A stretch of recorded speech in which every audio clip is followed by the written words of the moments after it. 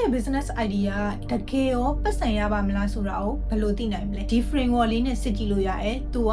SURE Sure framework S ကကြတော့ specific customer တွေကိုရည်ညွှန်းတယ်ကိုကဘသူ့ကိုရောင်းမလဲဆိုတာကိုသိချသိရမယ်လူတိုင်းကိုမဟုတ်ဘူးကိုယ့်ရဲ့ product ကိုယ့်ရဲ့ service ကိုတကယ်လိုအပ်နေတဲ့လူတွေကိုတိတိကျကျသိရမယ် U ကကြတော့ urgent problem ကိုဖြေရှင်းတဲ့ problem ကတကယ်ရော customer တွေငွေပေးပြီးဖြေရှင်းချင်လောက်တဲ့ urgent problem ဖြစ်မှရမယ် R ကကြတော့ real value ကိုယ့်ရဲ့ product ကနေပြီးတော့ customer တွေကိုပေးတဲ့ value ကိုသိရမယ် customer တွေကကိုယ့်စီကနေပြီးတော့ဘာကြောင့်ဝယ်သင့်တာလဲဆိုတဲ့ unique selling point ကိုသိဖို့လိုတယ်နောက်ဆုံး ER ကြတော့ earning money ကိုယ့်ရဲ့ business ကနေပြီးတော့ဘယ်လိုပတ်စံရှာရမလဲဆိုတာကိုသိမှရမယ်ဥပမာအဖြစ် subscription နဲ့သွားမှာလား commission နဲ့သွားမှာလား package fees တွေနဲ့သွားမှာလားဒါမျိုးကိုတိတိကျကျသိထားဖို့လိုတယ်ကဲအဲ့တော့အခုကြည့်နေတဲ့လူငယ်တွေရဲ့ business idea ရောဒီ Sure framework ကမေးခွန်းတွေကိုဖြေနိုင်ပြီလား